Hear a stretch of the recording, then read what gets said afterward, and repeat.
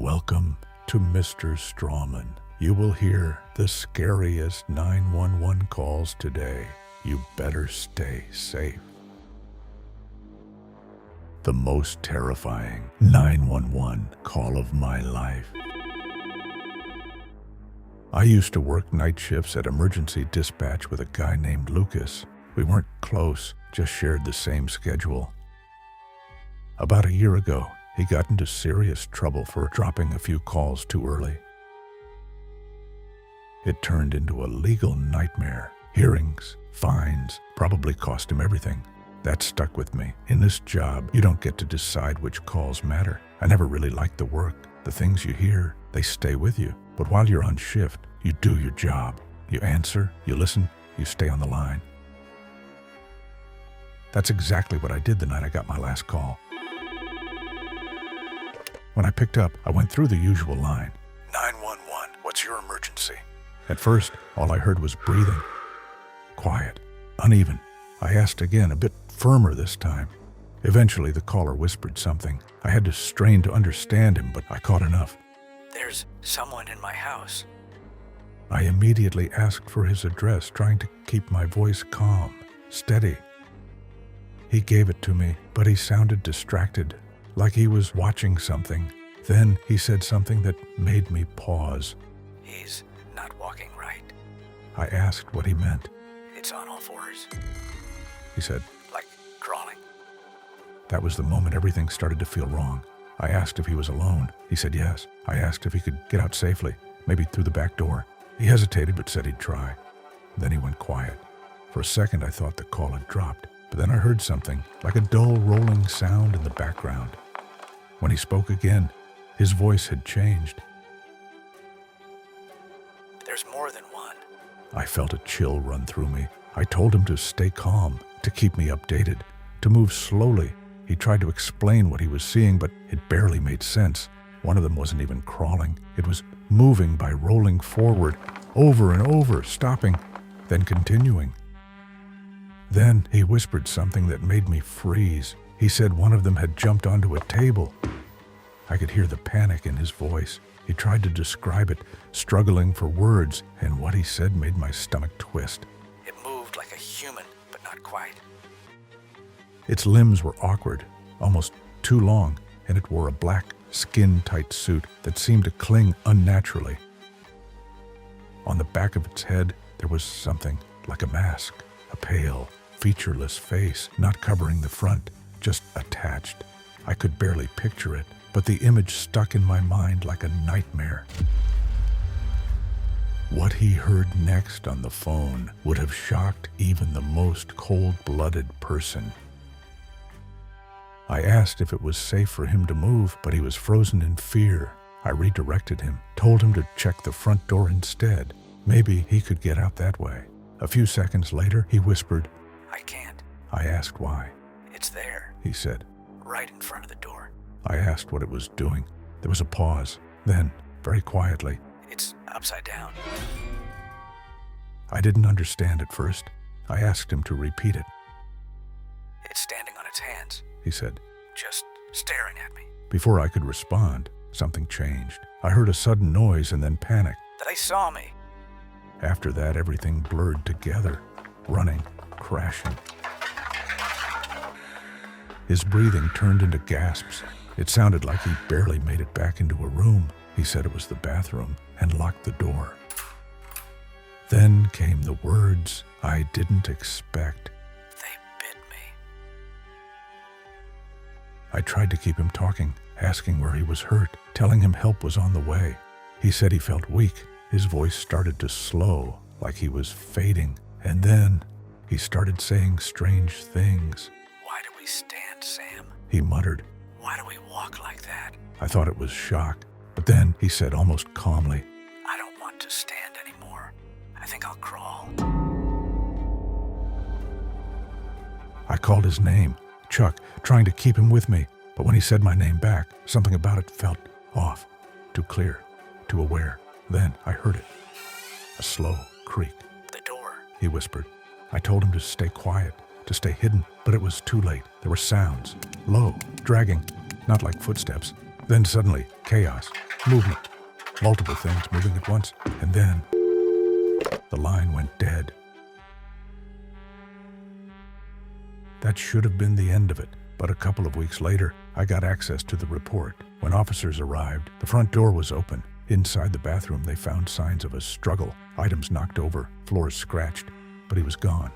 His phone was still there, no trail outside, no signs of where he went, just gone. They did find something else, though. Prints. Everywhere, not normal ones. Handprints and footprints, like people had been moving on all fours throughout the house. There were several different patterns, at least 5. Only one matched Chuck. His prints led from the bathroom to the front door, and then disappeared. Nothing outside. After reading that, I couldn't ignore the feeling anymore. I didn't like the way he said my name. I didn't like what they found in that house. And I really didn't like the idea that whatever was inside might not have stayed there. So I quit, and not long after that, I left the country. Maybe that sounds extreme, but I'd rather be far away than wake up one night and hear something moving across my floor, slow, quiet, and crawling. However, hopes of escape proved futile, and the predator will always find its prey. Update. It's been several months since I moved. I thought I was safe, thought the distance and time would be enough. I was wrong. I just woke up because of a sound, something moving. At first, I thought it was the cat, but it wasn't. Then I saw him, Chuck, on all fours, slowly, methodically, not quite human, not quite anything I can name. My heart is pounding so hard I can barely type. I'm sitting on the edge of the bed, frozen.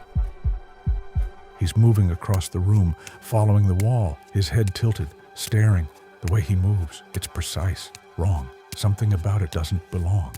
My phone is in my hand, my finger hovering over 911, but I can't bring myself to press it. I don't even know what I'd say.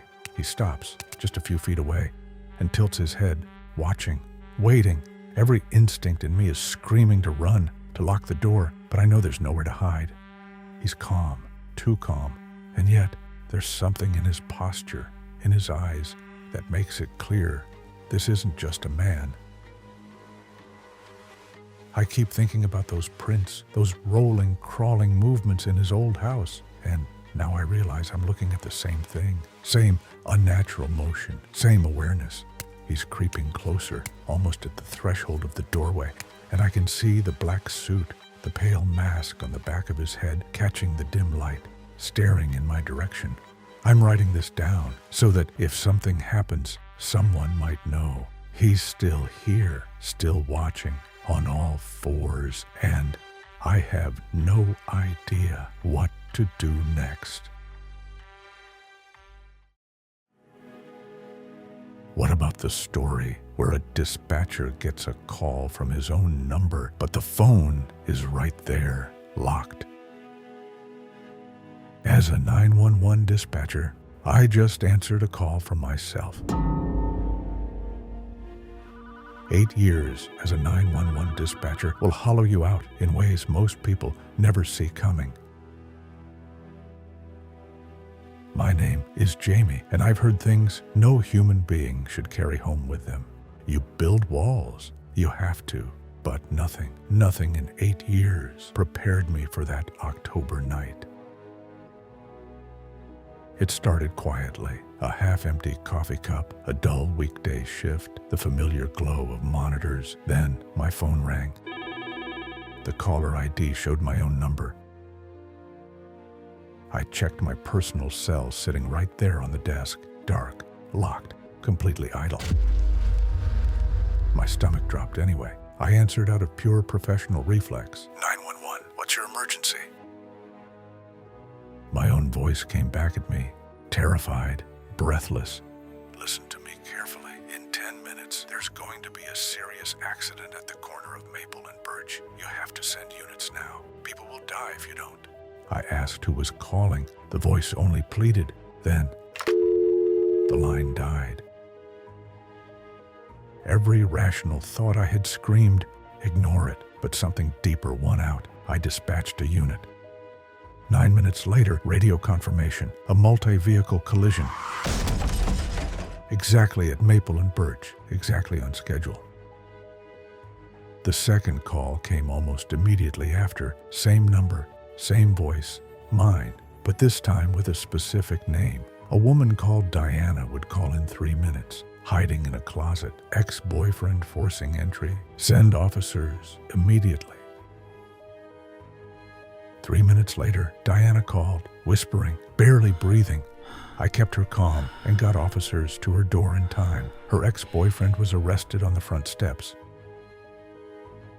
Then came the third call, and the voice shifted, louder, sharper, frantic, in a way that made my skin crawl. Leave the building right now. Gas leak. You have less than 5 minutes before it blows. Get everyone out, Jamie. Everyone. I didn't think. I stood up and I shouted. My colleagues protested, confused, some even furious at abandoning active calls. I just kept pushing them toward the exits, repeating the same word over and over, go, go, go. We watched from across the parking lot as the windows lit up orange, and then the building came apart. In a single enormous concussion of heat and debris that rolled over us like a wave. Nobody asked too many questions after that. They might as well have asked, because usually if someone saves you, they're bound to ask for something in return later on. Weeks passed, a new facility, a fragile return to routine, and then the calls resumed. But different this time. Unfamiliar number, voice recognizably mine, but distorted, wrong. At first, the instructions seemed reasonable. Mediate a falling out between two friends. I did, and it worked. Tip off authorities about a gas leak at an elderly neighbor's flat. I did, and her life was spared. Small victories. I felt chosen. Then the requests changed. Break into a co-worker's home. Search for evidence of something never clearly defined. Tamper with a vehicle's brakes to prevent a worse outcome. Each instruction arrived wrapped in just enough urgency that I convinced myself it was necessary. Each one stripped something away from me. I stopped sleeping well, stopped returning calls, stopped recognizing myself. Somewhere in that darkness, I found the word tulpa. An entity willed into existence through sustained emotional energy, capable of independent thought, capable of deception. I read everything I could find, and sitting there at 3 a.m, the pattern became undeniable. The first calls, the real ones, had been genuine warnings from my future self, fractured somehow across time. But that window had closed. What remained had been feeding on my fear ever since, wearing my voice like a costume. I answered the next call differently. I know what you are, I said, and I know you're not me. It laughed. And that laugh was the worst sound I have ever heard come from my own mouth. You think naming me ends this? I've already planted things, Jamie, in people you love, in the calls you've answered. The damage is already done. I hung up. I rebuilt what I could, reconnected, sought help. Over weeks, the calls grew weaker, smaller, almost pitiable. Then came the silence. I told myself it was over. Well, if things get too quiet, it certainly isn't over yet. The mystical creature is gathering its strength to strike again. Last Thursday, my phone rang while I was driving home. Unknown number. I almost didn't answer. The voice on the other end wasn't mine this time. It was my daughter's. She sounded afraid, and behind her, unmistakably, came laughter. Low and familiar, worn into my bones like an old scar. My laughter. The call dropped before I could speak. She was home when I arrived, safe, completely unaware of any call, but she told me something that stopped the blood in my veins. Dad, someone rang the doorbell while you were out. I didn't open it, but I looked through the window. She paused. It looked exactly like you. It was Mr. Strawman.